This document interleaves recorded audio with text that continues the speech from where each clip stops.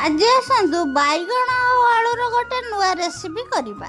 तापरे pressure cooker रे आलू देई सिझेई करी काढिबा ओ छड़ा छड़ी करी गोटे साइड रे रखिबा। तारे आलू रे दबा पई मसाला जगाड़ करिया जेमिति पियाज रसुण अदा ता संगरे बैगण मध्य काटी करी साइड करी रखिबा। मु जो परी बैगण काटिची आपण सही परी बैगण ही काटी। तापरे गैस रे कढ़ाई बसई सेथिरे तेल दबा। तेल देला परे जीरा देई पियाज दबा।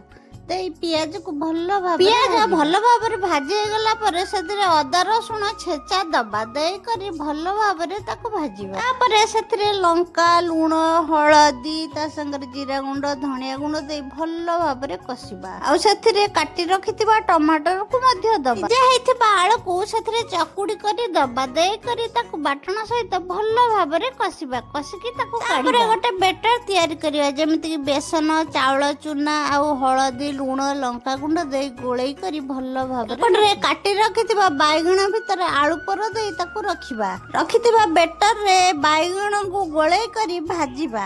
हमर प्रस्तुत हो गला बैगण पर दिया भजा। ताको गरम भात रे डाली संगे रे भजा खाइबे केते होची देखाबो नेक्स्ट वीडियो रे।